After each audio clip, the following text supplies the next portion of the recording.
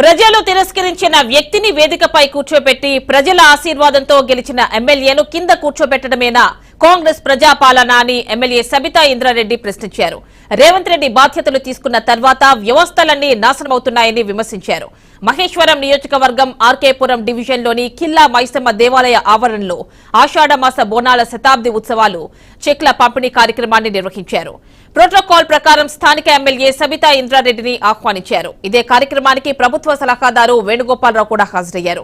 అయితే అధికారిక కార్యక్రమాల్లో సంబంధం లేని వ్యక్తులను వేదికపైకి పిలవడంపై ఎమ్మెల్యే అభ్యంతరం వ్యక్తం చేశారు. అధికారిక కార్యక్రమాల్లో ఇతర వ్యక్తులు రావడానికి వీలు లేదని, ఏ హోదాలో కాంగ్రెస్ నాయకులను వేదిక మీదకు పిలుస్తున్నారని సబితా అధికారులను నిలదీశారు. అధికారిక కార్యక్రమాలకు పార్టీ నాయకులను పిలవడంపై ఆమె నిరసన తెలిపారు. దీంతో కాంగ్రెస్ బీఆర్ఎస్ నాయకుల మధ్య తీవ్ర వాగ్వాదం చోటు చేసుకుంది. పండుగ సందర్భంగా చెక్కులు ఇస్తామని ఇక్కడ మన ప్రభుత్వ సలహాదారుడు వేణుగోపాల్ గారు రావడం జరిగింది. చాలా సంతోషం. ఆయన స్వాగతిస్తా ఉన్నాను. ప్రోటోకాల్ ప్రకారం వస్తారు, వారికి ఇస్తాము, వారిని వెల్కమ్ చెప్తాం. కానీ ప్రోటోకాల్కి సంబంధం లేకుండా, ప్రోటోకాల్ అంటే ప్రజల చేత ఎన్నుకోబడ్డ వాళ్ళందరినీ కూడా పిలవాలి.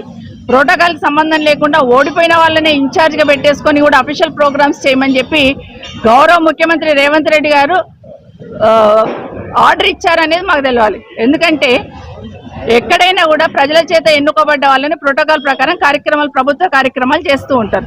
లేదు, మేము ప్రభుత్వం నుండి ఏ కార్యక్రమం వచ్చినా పార్టీ పరంగానే చేస్తాము, పార్టీ ఇన్ఛార్జ్లను ఓడిపోయిన వాళ్ళనే పెట్టుకొని ఇక్కడ కార్యక్రమం చేస్తాం అనేది ఒక చట్టం తీసుకొస్తే మాకు ఇదంతా ఉండదు.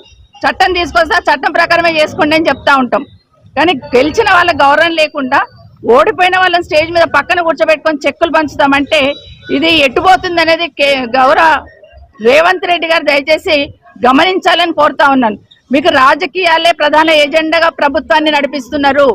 ప్రజల సంక్షేమం, ప్రజల అభివృద్ధి, ప్రజలకు కావాల్సిన అవసరాలు మీ దృష్టిలో లేవు. ఈరోజు రాష్ట్రంలో ఎక్కడ చూసినా అత్యాచారాలు, దోపిడీలు జరుగుతూ ఉంటే కళ్ళు మూసుకొని పాలన చేస్తుంది ప్రభుత్వము.